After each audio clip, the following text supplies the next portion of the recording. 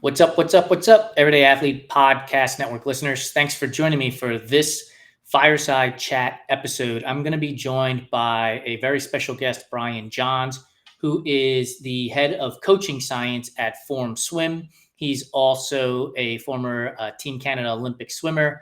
And so we're going to talk to him about his background in swimming from being a child all the way up through to the Olympics and how he got involved with Form and how all of that experience plus what Form does can help us everyday athletes not just make it through the 1.2 mile swim, 2.4 mile swim of a half or a full Ironman, but through our daily training, as well as for those of you who are just getting started in the sport, how all of that expertise and what Form Swim does helps.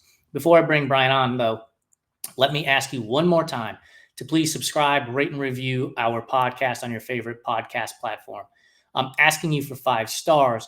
If you're inclined to give us anything less than 5 stars, please email me first, jason@runtrimag.com, and let me know how we can improve, because we want to make this a show that you not only keep coming back to, but that you also share with friends, family, baristas, Uber drivers, grocery store clerks, strangers on the street. We want to get it into everybody's ears. So please do me that favor and email me if you're inclined to give us a less than 5-star rating. By the way, Form Swim is a partner of ours in the Everyday Athlete Clubhouse, and we have a steep discount on their goggles. So if you head to runtrimag.com, click on shop, the Everyday Athlete Clubhouse is there. Click on that button, subscribe to our membership. You can do it for $15 a year or $25 for a lifetime, and I guarantee you the discount is bigger than that. So make sure you join the Everyday Athlete Clubhouse and get all the benefits that we have, including discounts from Form Swim. So without any more delay, let's bring on Brian. Let's have a fun conversation. Brian, how are you? Good. How you doing? I am fantastic. We always start our fireside chat with an icebreaker question. So I'm going to present to you a choice. Pineapple on pizza, yay or nay? I have grown to like it. So Okay. my wife is the vegetarian, and so she always has veggies, including pineapple and other things on it. Prior to us dating, I would have been a hard no, but you acquiesce to your loved ones, and so it's grown on me. The irony in that, I was going to ask you who was the person that convinced you and how did you acquiesce, and you told me the story and used the word without me having to prompt you. Perfect. That's fantastic. So in the introduction, I mentioned that you are a former Team Canada Olympic swimmer, and you didn't just get born onto the team. And so I want you to take us through sort of your progression. Were you an early childhood swimmer? Was it part of the family, part of what you did in school? Like, how did you get started in swimming and at what age? Oh yeah, big story. So my parents put me into swimming as well as about a million other activities because I was a very active child. And that's one thing that I've kind of carried through as a coach is the belief of this like multi-sport athlete to develop from a base level, but also helps with adults as they're like making sure that they're well-rounded and not just focusing in one area, which I'm sure that you guys know pretty well. Yeah. So when I was young, it was mainly just as a life skill. Like everybody needs to learn how to swim. I did my swim lessons, and I happened to have a pretty good proclivity towards it. And so instead of doing lessons, I started to go into a swim club because my parents believed that that would be a better place for me to learn how to swim. Um, and I was pretty good at it at a pretty young age. So I was 8 years old, qualifying as a 10 and under age group 50 butterflyer. And I like broke provincial records at a young age and age group records when I was pretty young. On top of playing baseball, basketball, football, and stuff like that. So pretty well-rounded athletic foundation to build from. And Can I then once interrupt I you for a chose, second? oh yeah, go for it. Are we rooting for the Blue Jays right now? Oh yeah. You mentioned baseball. Oh yeah. Definitely. It was last couple of days have been a little bit of heart Been rough, stoppers, man. but But anyway, um, go ahead. So yeah, beyond baseball and 10 and under butterfly swimmer yeah. provincial champion. Go ahead. Yeah, exactly. And so I eventually chose swimming as my primary sport when I was about 13 or 14 and started to make, Interesting. yeah, junior or youth national teams. And then Is it because I was that was, because you were good at it? that you were like, this is my sport of choice? Or was it the team aspect? Like you had fun, like performing as an individual, but within a team as well? Like, what do you remember from as a 13-year-old making swimming your sport of choice? Yeah, a few different things where, I mean, it was very clear that I was a pretty good athlete, but I was excellent at swimming. Okay. I did enjoy swimming the most. So when I think about like my own childhood memories of like watching swimming, like a big one that comes to mind is like Mark Tewksbury winning the gold medal in 1992. That was like kind of my moment where I was like, I want to be an Olympic swimmer as Okay. opposed to try and be a college basketball player or like an all-star baseball player or something like that. That's the moment that stands out to me, trying to become an Olympian. And so that's what I like, how I chose to focus on swimming. And then swimming, of course, has its big time demands, and even more Yeah. so when I was growing up. And so as 13, 14-year-old, I was probably swimming 8 to 9 times a week already, and trying to build up from there as I was trying to reach my goals. And then, yeah, kind of continued that progress as I made the 2000 Olympic team, went to UBC for my university swimming, broke the world record in the 400 IM short course meters in 2003, and then kind of like had some adversity from there where I tore my rotator cuff training, swam through it, swam the 2004 Olympics, not very well, recovered from injury for a year and a half or so, and then really reformulated the way that I trained. So if I was swimming like 10 or 11 times a week, 6K per workout for like 60 to 65K regular weeks, I was probably doing 8 times a week in the water, 5 to 6K per. So now I'm only doing 40K. Right. Um, but then twice in physio, 2 or 3 times on the running track. And this is where it's like having that multi sport background really helped me prolong my career. Because if I didn't have that and I was just a swimmer, then I wouldn't have like these land based athletic ability to be able to cross train and have that training impact my swimming later on. And so with that, I was doing way less training, but more focused and purposeful. Went to 2008, made the finals in the 2008 Olympics in the 400 IM, and then continued my training a little bit longer than that before I decided to retire. And then when I retired, I knew I wanted to get into coaching, and this injury journey that I went on was a big reason for that. Understanding like not just more is better, but learning how to have the biggest impact in your training to become as good as you can be, and having a well-rounded athlete in order to maximize their potential. And that's kind of what I brought to the coaching realm, is understanding that well-roundedness, but also knowing that each individual swimmer or each individual athlete has their own pathway to their success. What works for one person might not work for another.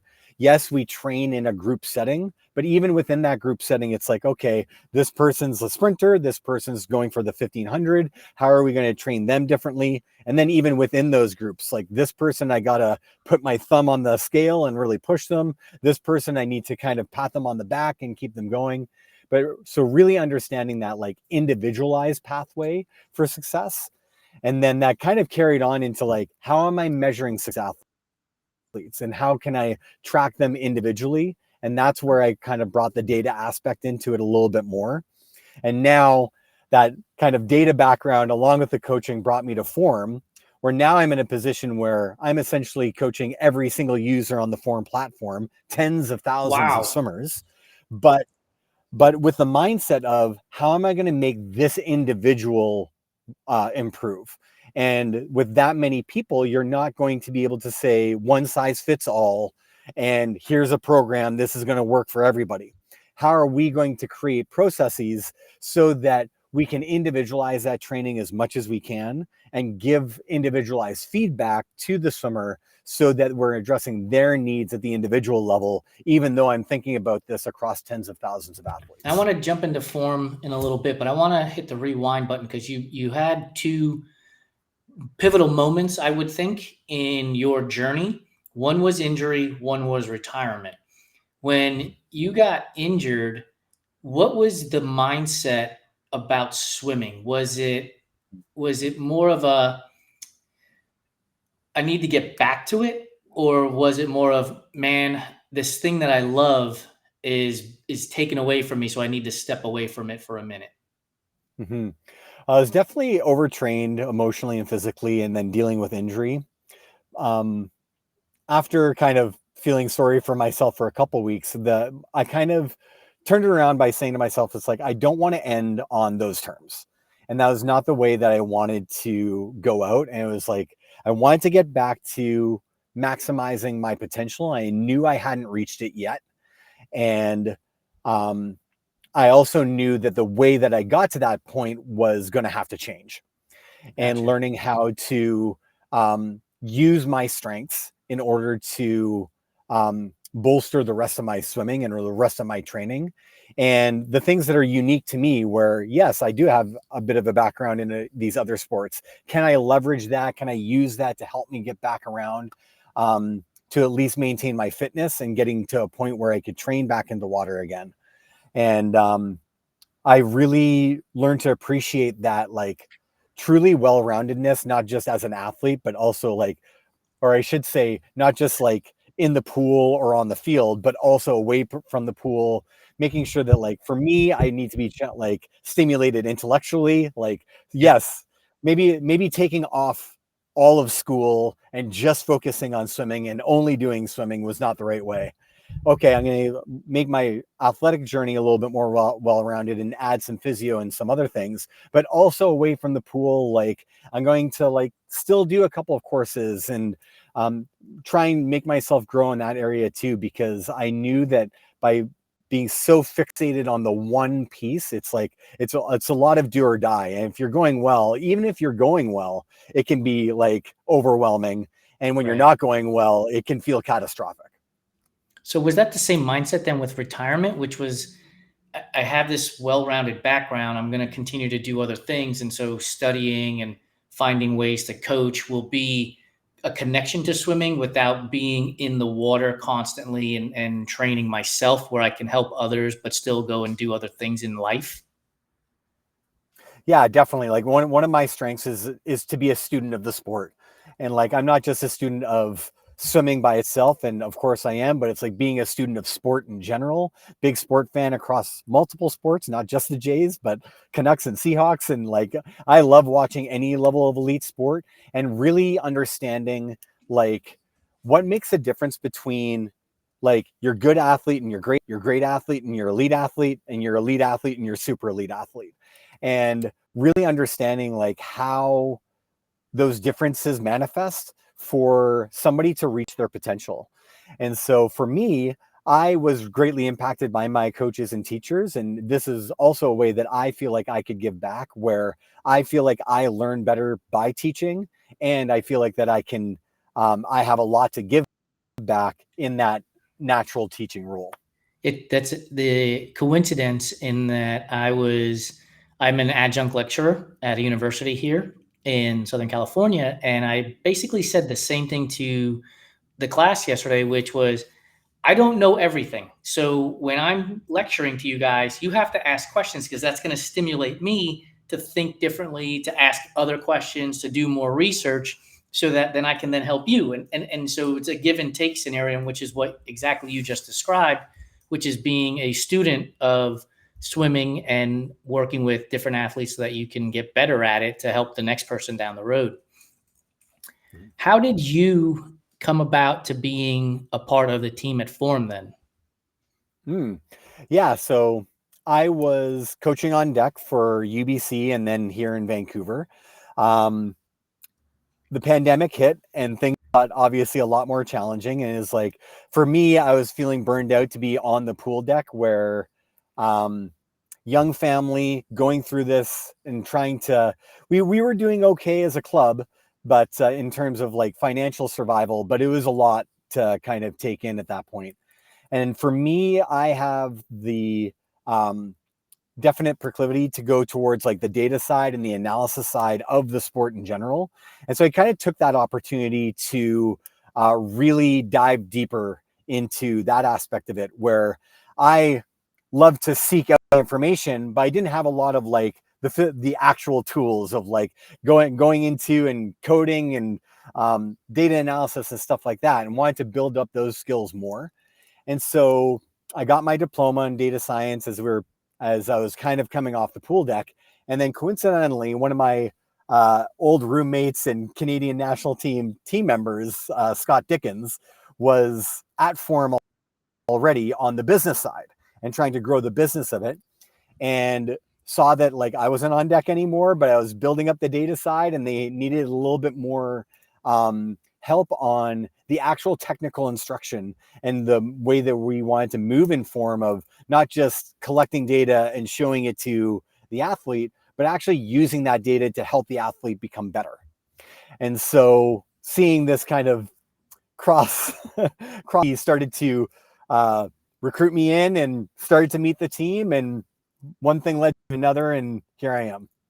I love it. So if you don't mind, and so that I don't butcher it, can you give us a quick breakdown of what it is that an athlete, an everyday athlete, a person like myself, is going to see immediately when they put the goggles on and just push off the wall the first time?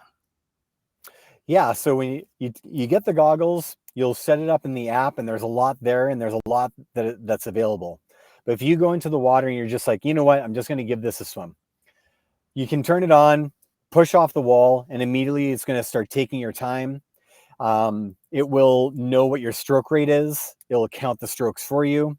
It'll know what stroke you're doing.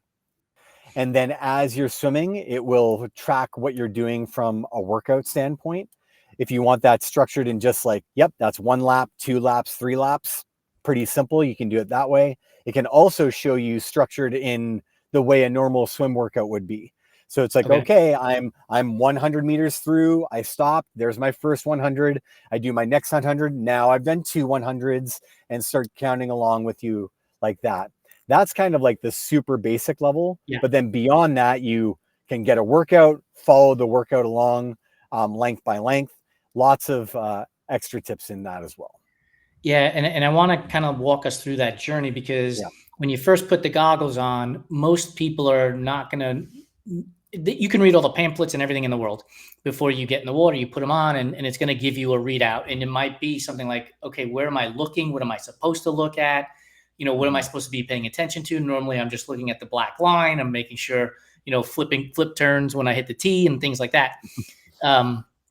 And so now I have essentially a visual coach in my in my sight line, where if I'm supposed to do an easy swim, and let's make math easy, 2 minutes per 100, and I'm swimming 145 and 150, like I can make an adjustment on the fly, is essentially how in a very basic manner the goggle can help me right then and there, correct? Yeah, that's right. And so it does a great job of showing you in real time exactly where you're at while you're swimming. And so if like you're doing a set and you're following a workout, whether that's like from a coach or from the goggles themselves, you'll be able to track how fast you're swimming. Is like, ooh, that's a little bit too quick. I'm going to adjust, or you know what, I can start building back up and start pushing myself. It really allows you to get that feedback immediately, rather than waiting until you're done your interval and you touch the wall and the coach is barking at you, or you're trying to read the clock and stuff like that. Like for me, one of the like kind of low key best parts is like just not having to look at the clock. Right. Where, okay, I'm going to touch the wall. It's telling me my time right here. It's telling me how long I've rested for, and I can make my adjustments like pretty immediately as soon as I touch the wall, rather than like, okay, where's the clock? There's the clock. How fast did I go? And like you're starting to do a little bit of math in order to get there, instead of just like it's all right there, and you don't, and whatever environment you're in, it's there for you. As a triathlete, I know that other triathletes that are listening to this or watching it live are asking themselves, does the goggle give me the opportunity to get rid of the plastic bag with my swim workout that I bring to the pool deck and lay on the floor, or the sheet of paper that eventually gets washed away because water's everywhere? Is our workouts programmable into the goggle in the app, so that when I do touch the wall after my 400-meter warm up, let's say, I know I'm going to go into a 4x100 descending set or something that matter? Mhm. Yeah, this is where we've made a lot of growth in the last little while. So for a while, we have a huge library of workouts that if you want Form to provide you something, we have it for you. We also have what's called head coach workouts, which are getting to the individualization workouts that are generated for you based off of your data that you could follow within the goggles. Okay. Beyond that, if you're working with a coach, lots of ways for you to abandon the piece of paper on the side. Where one is we have a partnership with Training Peaks and with TriDot. If you're using those platforms and you have workouts from there, our goggles will pull them, put them right into your goggles, no problem. If you're outside of those platforms and your coach is old school, look, I'm writing this pen and paper, here's your workout. There you go. Have at it. You can actually use the app to take a picture of the workout and it'll transcribe what's written there into the app and therefore into your goggles. Sometimes you might have to double check and make sure that everything's exactly the way you want it. But by and large, you can just take a picture of the workout and it'll show up in your goggles for you. And then lastly, if you want to like write your own workout, you can use the app itself to actually manufacture the workout using the workout builder inside the app. And that gives you a lot of options to create workouts however you want it to be with lots of structure and be able to follow the workout like that. That's fascinating. And I have to imagine that the testimonials that you get back at Form from triathletes and swimmers is just the simplicity of that scenario right there, which is my workout is right here. I don't have to do much of anything. Take a sip out of my water bottle and I'm going off onto the next workout or next set of the workout. Yeah, exactly. Like it takes a lot of simplicity there. And I know for triathletes, you're often training on your own or you're in a lake or you're whatever. And it's like, it can be pretty like cumbersome to figure out, like either remember what you're going to do, have your workout written somewhere and have it easily accessible. Having them inside the goggles makes it just so much easier. And it was probably for me when I started with Form, just a big eye opener of just like, oh, I can just write whatever I want and I can follow it here rather than like having a coach work it and like, really having a hard time communicating that to me while I'm in the water. Yeah. And then when you're doing like, again, long distances and you're doing 500s or thousands or whatever, it's counting for you one length at a time to make sure you don't lose count. And it's just like, it's just really nice hand holding to get you through the workout. You guys clearly know your audience if you're like, yeah, you don't have to even bother counting because how many of us have No problem. we've had 500. Next thing you know, we've swam 750 because we don't know how to count when we're in the middle of the set. Oh, my worst is going from a long course pool to a short course pool. And then I'm at like the 75. And I was like, ooh, was that already losing count? So One thing you mentioned was swimming in a lake, and I was going to ask you about how does the goggle work when we've been talking about how when you touch the wall and stop, the goggle will set for you and give you a rest time. So if I'm in a lake and I'm going to swim, we'll make a real world example. I used to swim around a small island when I lived in Texas, and the whole thing was a 1 mile swim. And what we would do is we would swim to the other side of the island and we would stop and wait to make sure everybody was safe, make sure everybody was there. And then we would finish the other half-mile swim basically. So with the Form Swim goggle, would it stop counting the time when my body stops in that moment and then start up again once I start swimming? yeah, so it'll recognize when you're resting and when you're not while you're doing open water. One of the things that we've been building up recently is getting more open water features to help out the triathletes and open water racers that are using it more there. If you do some swimming in the pool and in open water, we have a pretty good idea of what type of swimmer you are in the pool and can actually translate that into the open Oh, water, interesting. knowing how fast. Yeah, give me a good approximation of like how fast you're going, how far you've gone, resting and speed and stuff like that. You can use an Apple Watch or a Garmin watch or a couple of other brands and have that connected to your goggles as well to have more metrics that are available to you that would be coming from the watch into the goggles. But more and more, we're getting more where you could just swim with the goggles and have a good idea of how fast you're swimming, how far you're going. It'll automatically know when you're resting and stuff like that. And then we're trying to build out more and more of those features that we're used to in the pool, things like workouts and stuff like that, into the open water. But that's in the future. That's really interesting because, most of us are training in the pool, and then when we go race, it's in open water. So that's really cool concept. So when I'm getting into the open water, is there a setting that I have to set it to? Like when you use your Garmin watch, you put it on open water versus pool swim. Is that similar with what the goggle does? Yeah, pretty similar, where you'll pair your watch to our app as well. Yeah. And then if you have that watch on and you're getting ready to go, it'll just ask you that if you're using a watch or not today. It'll connect it, communicate with it. And then you can actually, if you want to, like thinking about like the metrics that you have on your watch versus the metrics you have on your goggles, you can mix and match what you want to see while you're swimming. You can make it as clean as you want. I just want to see how far I'm going, and then I'll stop when I see the right meters. Or you can have it as busy as you want and have your stroke rate, have your pace per 100, have how far you're going, and have that rotate through as you're swimming in open water. Really adjust it for whatever you feel like is the most important for you. So if the goggles are capable of letting us know, hey, we're going to approximate your pacing in open water in comparison to the pool, is there a scenario in which have you thought of, is this future, is it existing today, wetsuit versus non-wetsuit, right? Because once we put the wetsuit on, we're going to move much faster than we do when we're not wearing a wetsuit in the open water. Yeah, so what we have right now is pretty good for like clean water, normal swimming. I would liken it to like, I'm going to forget what the run metric is, but essentially like the gradient controlled pace for running, where it's like, it feels like you're running at 5-minute pace, but you might be going uphill, you might be going downhill. So it's pretty similar to that. Okay. So if you're like at a lake and it's clean and it says that you're rolling at 2-minute pace, you're probably actually going 2-minute pace. If you're in super choppy water, it says 2-minute pace, you're probably going at the same effort as 2-minute pace, but you might be going a little bit slower because the water's hitting you so hard. And then conversely, if you're in a wetsuit, you probably feel like 2-minute pace, even though you might be going like 155, 150 pace.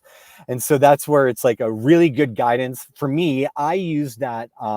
I raced the PTO 100 in Vancouver in July. And that's what I used it for, was to kind of modulate my effort, where for me, a little bit quicker. I was at 120 pace, and but I knew I didn't want to be any faster than that. And I just wanted to like hold myself there, because obviously the swimming was going to be my best and the other is not quite as good. And so I wanted to make sure I had the energy at the end. And so being able to use that pacing to kind of control myself at the start, in more judging my effort than my actual speed, that helped me a lot create a full race plan. I mean, this is I just wrote down, for an everyday athlete, a game changer, because when you said you didn't want to go faster than 120, when I was racing Ironman and I would be in the water, there was no real way to gauge how fast I was going at all. Like I wasn't going to stop mid-stroke to look at my watch, right? Like you're just swimming. And so now if I know, and let's keep numbers simple. If I know like I'm going to swim 2 minutes per 100, and that's my goal, and that'll get me out of the water when I want to get out of the water. Now that number's in my goggles, and I can really truly adjust my effort while I'm there, and that could make or break an entire race for an everyday athlete in that moment. Would you agree? Yeah, definitely. Like you can't win the triathlon on the swim, but you can definitely lose it. Right. And when you think about like how much you can see on the bike and how easy it is to look at your watch when you're running, all that data being so prevalent for you during those disciplines, when you're in swimming, you're just going by feel, I guess. And it can be pretty tough. And so using the goggles, for me at least, goes a long way to help you judge what you're doing at the start of these races, so that you can actually maximize what you're doing at the end. And like that pace piece is one tool that you can use, but for a lot of people, they like to go off of their stroke rate. I know my stroke rate, just like your cadence and bike. I just want it to be in this zone. Yeah. Wherever the speed is the speed, but I know that I want to keep this rhythm. And that rhythm's right for me. Whatever the choppiness of the water, whatever the speed is, doesn't really matter. I'll just chug along at this cadence. And that goes a long way to helping you to create a full race plan as well, where, yep, I'm at the right pace here, or I'm at the right effort level.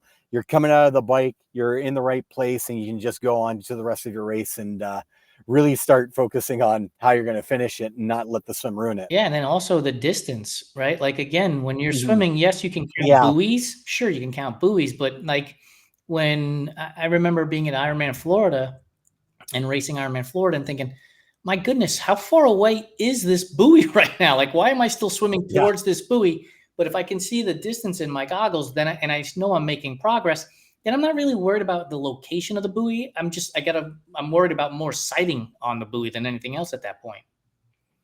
Well, yeah, I mean, we have a great tool for that in our goggles as well. But just thinking about the distance, where again, when I was using it for my own race, it's like, yeah, I know I got to do my 2K of swimming, and it's a pretty normal course. Well, I shouldn't say that normal, at least for me, because it was 2 loops, but with an Aussie exit, which I had never done before.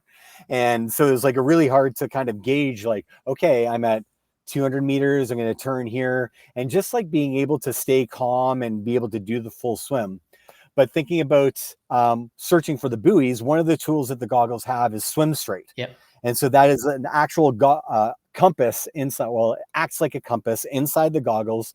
So for my use case, what I used it in the race is like, okay, I'm going to go up, I'm going to sight for the buoy wherever it is. Maybe it takes you 1 or 2 sights to make sure that you got it. And then it's like, okay, now I will worry about like what traffic is around me. Do I have to worry about passing in front of somebody or somebody climbing on top of me? You might have to worry about that for like 12, 14, 16 strokes or however long. But you have the Swim Straight giving you a guidance on, yep, you are still going towards the buoy, and being able to just kind of worry about what you're doing rather than lifting your head up all the time to make sure that you're in line. And then it's like, okay, I'll check occasionally. Yep, I'm good. And you keep on chugging the lake, keep your head in the water, and be able to worry about what you're doing swimming rather than just looking for the buoy all the time. I mean, that's fascinating because I'm thinking about myself. Like, I used to sight every 7 to 10 strokes. And it was just to make sure, because I'm one of those people that swims all over the place. But if the goggle is capturing the sight line for me, I might be able to swim, 12 to 14 strokes, maybe 16 strokes before I look up again, because I have that visual in the goggle already, which also is going to improve my form, right? We lift our heads up as everyday athletes. Yeah. The rest, the back end of our body sinks. And so now I'm avoiding that. So potentially swimming even faster too. Yeah. And like, I mean, it's as simple as like, oftentimes the people who race the fastest actually go the least distance. Right. And like, well, the best example I had was, I was pretty nervous for my PTO 100, even though I'm a very good swimmer. I was very nervous about being in the lead, where I wasn't sure exactly where I wanted to go. I was worried about like going into transition and stuff like that, because as good of a swimmer as I am, I'm not very experienced on the tri side. So I was pretty nervous about that aspect. And so it's like, okay, I'm going to come up to my first buoy. I'm just going to worry about finding the next buoy and going straight there. And so I kept myself in kind of a lead pack. I get to the first buoy, I make a turn, I find the buoy right away, I follow Swim Straight, and I follow Swim Straight for about 6 or 7 strokes. What happens is everybody that was in my pack spotted the wrong buoy. And now they're suddenly in this direction and I'm going in the right direction. And I know it because I'm following Swim Straight. Right. Now they have to correct, like just in like 5 seconds, they probably swam 10 more meters than I did, because I was able to find the site in the right time and be able to keep with it. Whereas everybody else is trying to, okay, is that the right buoy? Oh no, that's the buoy coming back around. It's this buoy. And they have to correct that first one without knowing the course very well. So it's just like a very simple example of just like, you have this piece that can just keep you in line, minimize the amount of swimming that you actually have to do, on top of just being a little bit more carefree about what's going on around you, so you can just focus on swimming fast. That is amazing. I mean, I am blown away by that concept and the technology that's inside of the headset. I want to go to your experience as a coach and what you said earlier, which is now I'm coaching 11,000 people, give or take. And so, Mhm. so what is that like? Because I have to imagine that you are, I'm going to guarantee it. You got people who are just getting in the water, and you've got people at the other end like yourself. And so, how does form swim with the sets that you guys create, the training plans that you guys create that are in there, workouts? How does that work? Am I able to say, okay, I'm a beginner, or much more advanced? Like, how does that work? Yeah, we mostly capture the data that you do and be able to kind of spit back out based off of the type of swimmer you are, what would work best for you. And so I'll go like super high level first. Well, I mean, before that, one of the things that opened my eyes in terms of this individualization was I was coaching UBC, and then on top of that, coaching like the Masters and Tri program as like kind of the side gig. And you have people going from like, I want to like go to Kona to I am one step above learning how to do freestyle Right. and like sharing all the lanes in between. And um, that's where you really notice where it's like, oh man, like these athletes really need different things. And even though their goals might be similar in the sense of like, yeah, we're all doing triathlon or we're all trying to do long distance triathlon, even how you're going to get there is going to differ wildly based off of who you are as a swimmer. And swimming is a technique limited sport. You're going to be limited by your level of technique and how fast you can go. Whereas in running or cycling, that might not be as much of the case, where you can overcome a lot of that with just training or with power or however you want to train. So thinking about that from a swimming coach point of view is I try and simplify it where in any endurance sport, you're trying to go as fast as you can. That's the name of the game, speed. In order to create your speed, you have two levers. One is your distance. So this is like your stride length, Mhm. distance per stroke in swimming. And that's one. So how far are you going on each stroke? And the other lever is stroke rate. So like cadence, how fast are you taking those strokes?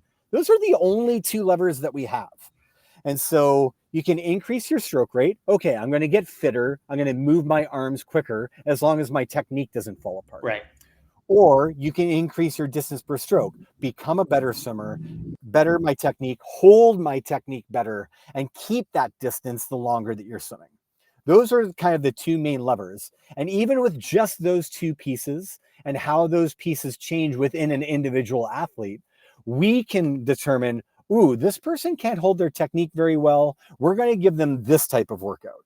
Oh, wow, this person can hold their technique well, but maybe they could be pushed a little bit harder. They're going to get this type of workout. And that's where we start to getting into more individualization of how well this swimmer can hold their technique, do their training. Are they faster, slower? It's not just about speed, but how good you're holding your technique and being able to differentiate that and be able to push workouts and programs based off of how they're swimming, not just how fast they're swimming. Fascinating. We have a question from the audience. Kermit the Runner is asking this question, and I want you to answer it from the perspective of swimming. He asks, Mm-hmm. or they ask, I'm sorry, what's the best advice for someone who's trying to get into tri races for the first time? And I want you to answer that based on Mm. swimming, and how does form help somebody who's just getting into the sport? Yeah, learn it. Good question. From a swimming perspective, like know which races you're going for, and this is the same for those running the bike. It's like, okay, I have a goal to do this race. What even is that race? Are you going up and down mountains? Are you going through desert? Are you swimming open water? Are you swimming in a pool? Like there's a lot of different ways that you can do these races. For triathlon, most of them will be in open water. Lots of them will be in clear water, but maybe you're going to be in an ocean and it's going to be a little bit choppier.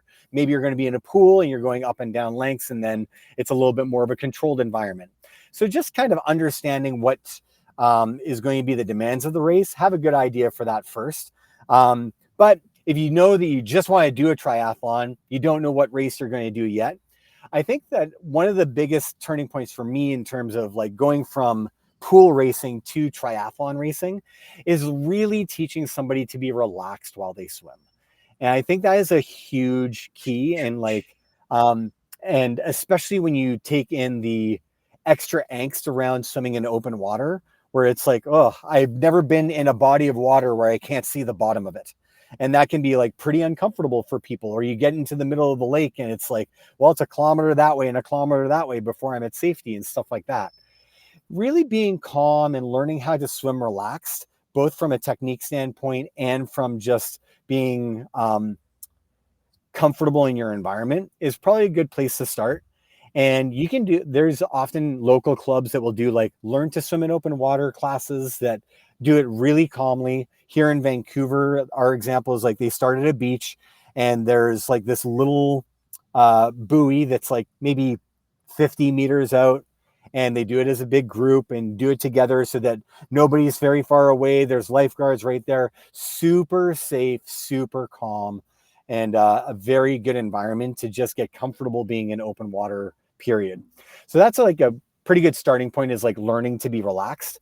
Taking that from into the training standpoint is oftentimes, I'll see this a lot, where you start your workout and the first length is the best length of the whole workout.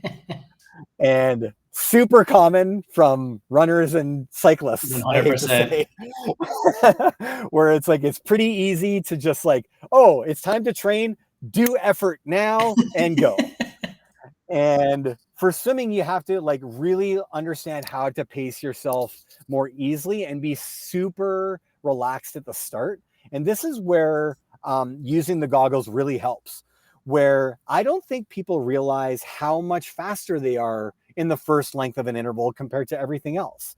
You're just saying, doing laps of like, let's say you're doing like a set of 5 200s. And the first one, oftentimes, like the first 200 is going to be fastest. And then the first length of that 200 is going to be your fastest length of the whole thing. But that's not the way that you want to swim if you're going to have the energy that you want for your bike and your run later on. And so where the goggles is great, it's like, it's going to be super apparent very quickly about how much quicker that first length is compared to the rest of them. And it's like, okay, you're supposed to be going 2 minutes per 100 pace, and you're doing your first length in 50 seconds. Like, you're going too fast. Like, learn how to, like, going 1 minute in that first 50 is going to feel really easy, and that's okay. Right. And then learn how to lap at that 1 minute pace every single 50, so that you're practicing that calm, consistent swimming. And then that kind of relaxation carries over into your race and then into your training as well, where it's like, okay, I'm learning how to pace at a more easy pace. I'm going to be doing a sprint or an Olympic distance. I got to learn how to have that pacing stronger at a higher pace, and just keep on working on those good fundamental skills of swimming. And that's where the goggles can really help you. Yeah. And I'll share my experience. My first year in triathlon, actually, maybe my first 2 years in triathlon, was predominantly pool races, just so I can get comfortable in the water, get comfortable with swimming and racing in the water where I could touch the bottom, or at least I knew there was a lane line that I could hang on to if the pool was 7, 8, 9 feet deep in the area, whatever it was. And that's like, don't be embarrassed by that. I have crossed the finish line of 8 Ironman races. So I started in pool swimming for a couple of years just to get comfortable, because I'm one of those anxious swimmers, like, adult onset swimmers, basically what we call ourselves. Is I finally got into swimming in the way you would swim in a competition as an adult, because I wanted to race triathlon. But I'm super anxious in the water, and it took me a long time to finally be like, I can get out in the open water, murky water, can't see the bottom, but I'll be fine out there. Yeah. And like a simple thing that I'll add to that, just for our goggles specifically, and this is super rudimentary, no special features involved with this one at all, where it's like, every summer we have users email us and say, thank goodness I had my Form goggles. It gave me something else to think about other than the seaweed attack. And like, just like a basic thing of like, okay, I'm following something here, it's grabbing my attention, and rather than like the only thing you're focusing on is like, where am I can't see the bottom. Instead it's like, okay, I see my stroke rate, I'm just going to keep my stroke rate right there. And it just gives you something like very easy to focus on, to bring your emotions down a bit, bring that angst down, and just be able to enjoy swimming through the open water. Awesome. Brian, I know we only have a handful of minutes left. I want to let the audience know we have a discount code in the Everyday Athlete Clubhouse. If you become a member for the EAC, it's relatively inexpensive, $15 a year or $25 for a lifetime. And we have a discount code for the Form Swim goggle in there that is much larger than that. So you'll get paid back immediately in monetary basis, but then you'll get paid back from a sporting basis as well, with the goggles and the amount of data that's in there that will help you with your swim stroke pace, as well as, for me, the most important thing I got out of this conversation was sighting, because when you're sighting in the open water, your tail end will tend to drop, which is going to slow you down. And so if you can swim straight without having to look as often as I was looking, it's going to definitely help you get through the event faster. We always end our fireside chat, Brian, with some rapid fire food questions. You don't have to answer them rapid fire. Just feel free to answer them and explain as you wish. So we are huge Oreo fans at Run Try Bike. And so, and the face you made tells me you are as well. So, so are you an old school Oreo guy, a double stuff, a mega stuff, a thin, or a Cakester fan? Oh, I was all about the double stuffed golden Oreos. That was my jam as a university athlete needing calories. Is there any particular flavor out? Is it just golden as it is, or is there flavors in there? Like, I know they have lemon. Mm-hmm. Golden as it is good enough for me. I will tell you this, as an Oreo fan, for the longest time I avoided the Goldens. Like, I was like, that's not the original Oreo. Get out of my face, kind of thing. But they recently reintroduced the blueberry pie, and I'm not sure if you've had them, but my word, I've not had one. if you can find them up there in Canada, buy the whole store, because they are phenomenal. Like, literally taste like a blueberry pie. I don't know how they did it, but they did it. I've always leaned towards the golden ones because now I have 2 daughters and Girl Guides, and the vanilla like Oreo style cookies are always been my go-to. So the Oreos have always fit with that. I love it. Favorite chocolate candy is? Ooh, favorite chocolate candy. That's a good one. I've been more of a salt person recently. So, well, because we're in Canada, I'll go with a Mars bar. Okay. So Mars bar is like advertised as an energy bar, even though it's like all chocolate and caramel. But that was like one of the things I'd use to recover from a workout would be like Mars bar bites. I'm going to introduce you to another Canadian company, which actually is functional chocolate. It's called Seven Summit Snacks. They're one of our partners, and I use them for my long runs, as well as when I'm cycling. So if you have the opportunity to find them over there in BC, Seven Summit Snacks is a Canadian brand, and it's fantastic. And the owners are unbelievable people. So non-chocolate favorite candy is then? My favorite I've been gifted these like gummy nerds, which seem to be all the rage with my young kids and stuff like that. The nerds with the gummy stuff inside is just like it. I don't know. It doesn't make sense, but it makes sense when you're eating it. So, what's your favorite meal after a long swim workout? Because we all know, like, you get out of the water after a long swim and you could eat just about everything that's around you. So where are you leaning towards after a long swim workout? For us, it was always pizza. We had great pizza places that were like right there on campus that it's like, I need something right now and be able to get it. But usually we'd be able to, the roommates I had would be able to make like homemade pizza. We'd usually have a shell that was ready to go and put whatever you want on it. And for us, it was usually like as much veggies and as much protein as possible.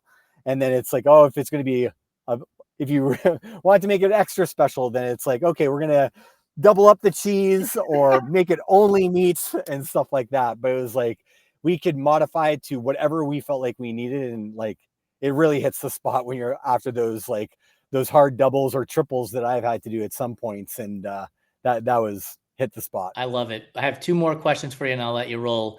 We have a Perfect. show on the Everyday Athlete Podcast Network called "What's in Your Earbuds," and we ask Mm. guests on all of our other shows, "What are you listening to during your workouts?" Mm. For me, I'm usually listening to podcasts. I'm usually one that needs to like, I need to detune rather than pump myself up as I'm going through, especially when it comes to running and biking. So I'm usually listening to a podcast. Um, I tried to listen to audiobooks, but it didn't quite work out well for me. So that's usually when I'm getting my sports updates and stuff like that.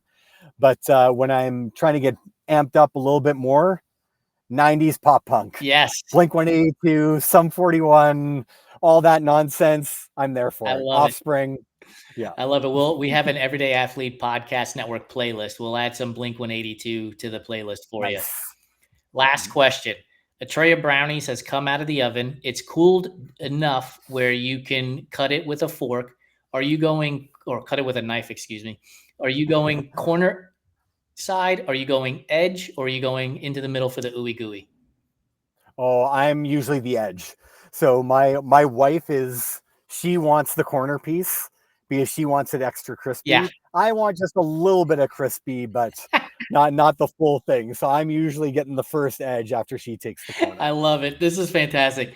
This is, I think, somewhere in the vicinity of like episode 200 that we've done on this show. And it's got to be by far my favorite question because people's answers are so intricate. And who would have thought a tray of brownies would be the thing that gets people really just making the hard decisions?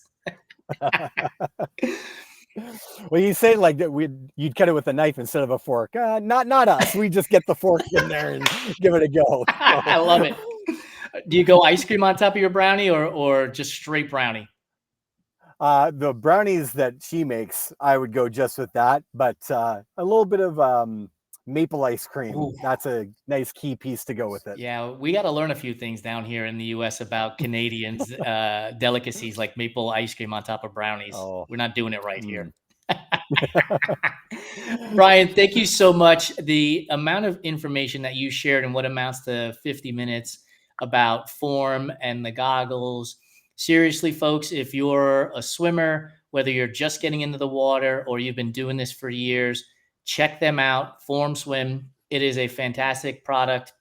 And the coach who's helping you with all the workouts is literally staring at you, or you've been listening to him. So, and he's a former Olympic swimmer on Team Canada, so he knows what he's talking about. Brian, thank you so much for joining me. My pleasure. We'll see you. For those of you who are able to stick around for the entire hour, thank you so much. I really appreciate it. Time is the greatest gift that we can give to each other, and you gave me the gift of your time. Thank you so much. Make sure you come back next week for the next episode of the Fireside Chat on the Everyday Athlete Podcast Network. And while you're here, do me a favor.